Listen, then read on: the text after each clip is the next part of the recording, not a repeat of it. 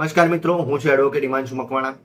મિત્રો, તમે અમારી ચેનલની અંદર નવા હો તો ચેનલ સબસ્ક્રાઇબ કરશો, જેથી કરીને કાયદાને લગતા આવનાર વિડીયો આપ સુધી પહોંચી રહે. હવે મિત્રો, પિતાની સ્વકમાણી કરેલી મિલકતમાં પુત્રને કેટલો અધિકાર મળશે, શું કહે છે સુપ્રીમ કોર્ટ, જાણીએ તેના વિશે. ઘણીવાર મિલકત સંબંધી ઘણા કેસ કોર્ટમાં આવે છે. મોટા ભાગના લોકો એવું માને છે કે તેમને જન્મથી જ પિતાની મિલકત પર અધિકાર મળે છે, પરંતુ તાજેતરમાં સુપ્રીમ કોર્ટે પિતાની સ્વકમાણી કરેલી મિલકત પર પુત્રના કાનૂની અધિકારો અંગે સ્પષ્ટતા આપી છે. પરિવારોમાં મિલકતને લઈને ઘણા વિવાદો હોય છે. ક્યારેક આ બાબતો એટલી જટિલ બની જાય છે કે તે કોર્ટ સુધી પહોંચે છે. હવે તાજેતરના કેસમાં સુપ્રીમ કોર્ટે પિતાની સ્વપ્રાપ્ત મિલકત પર પુત્રના કાયદેસર અધિકાર અંગે પોતાનો ચુકાદો આપ્યો છે.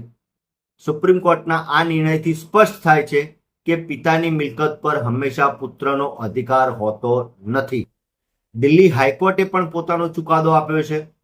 તાજેતરના એક નિર્ણયમાં દિલ્હી હાઈકોર્ટે કહ્યું છે કે પુત્ર પરિણીત હોય કે અપરિણીત હોય, તેને તેના માતા પિતાની મિલકતમાં રહેવાનો કોઈ અધિકાર નથી. તેમને જણાવી દઈએ કે મિતાક્ષર કાયદામાં પૂર્વજોને આ અધિકાર આપવામાં આવ્યો છે. સુપ્રીમ કોર્ટે સીએ અરુણાચલ મુદલિયાર વિરુદ્ધ સીએ મુરુગનાથ મુદલિયારના કેસમાં આ અંતર્ગત પોતાનો ચુકાદો આપ્યો હતો. મિતાક્ષર કાયદા હેઠળ પિતા પોતાની મિલકત કોઈને પણ આપી શકે છે.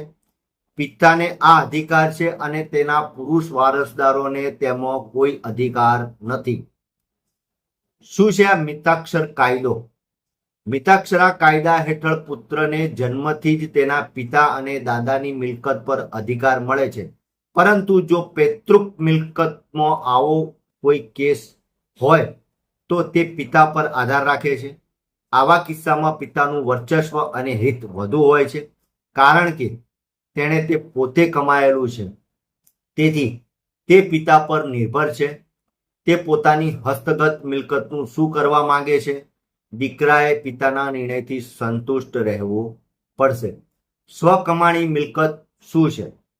ફક્ત એક જ વાત ધ્યાનમાં રાખવા જેવી છે કે આવા નિર્ણયમાં સ્વકમાણી મિલકત કાયદાનો ઉલ્લેખ કરવામાં આવ્યો છે જ્યારે પુત્રને પરિવાર અથવા સંયુક્ત પરિવારની મિલકતમાં પિતા જેટલો જ અધિકાર રહેશે. હવે આ સમાચારમાં સ્વમિલકત અને પારિવારિક સંયુક્ત મિલકત અને તેના આત્મસાત વચ્ચેના તફાવત વિશે વાત કરવામાં આવી રહી છે. કાયદા મુજબ સંયુક્ત હિન્દુ પરિવાર ફક્ત હિન્દુ કાયદાના આધારે ચાલે છે. આ મિલકતમાં હકદાર વ્યક્તિઓ સહવારસદાર કહેવામાં આવે છે. જાણો શું છે પૈતૃક મિલકત. હવે વાત આવે છે પૂર્વજોની મિલકતની. આ એક અવિભાજિત મિલકત છે જે 4 પેઢીઓથી ચાલી આવે છે. કોઈ પણ વ્યક્તિ તેના પિતા, દાદા, પરદાદા અને તેના પણ દાદા પાસેથી વારસામાં મેળવેલી મિલકતને પૂર્વજોની મિલકત કહેવામાં આવે છે, પરંતુ આ મિલકત મૃત્યુ પછી પણ તેના નામે રહે છે. પૂર્વજોની મિલકત અંગેના અધિકારો. કોઈ પણ પિતા સંયુક્ત કુટુંબની મિલકતના સ્વરૂપને બદલવાનો હકદાર નથી. તે વસિયતનામા દ્વારા પૂર્વજોની મિલકતને પોતાની કે પોતાના પુત્રની અંગત મિલકતમાં રૂપાંતરિત કરી શકતો નથી. જો તે મિલકત પુત્રના હાથમાં આવે તો પછી ભલે તે પોતાનો પુત્ર હોય કે દત્તક પુત્ર, આ મિલકત હજુ પણ પૈતૃક કહેવાશે. ઘણી વખત એવું બને છે કે એક પિતાને ઘણા પુત્રો હોય છે.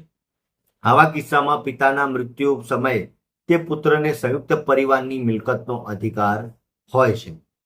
શું આ મિલકત નાના પાસેથી મળેલી છે? તાજેતરમાં નાના પાસેથી વારસામાં મળેલી મિલકત અંગે પણ એક કિસ્સો સામે આવ્યો છે. તે કિસ્સામાં એવું કહેવામાં આવ્યું છે કે મામા પૂર્વજ નથી, તેથી મામા કે નાના પાસેથી વારસામાં મળેલી મિલકતને પૂર્વજો ગણી શકાય નહીં.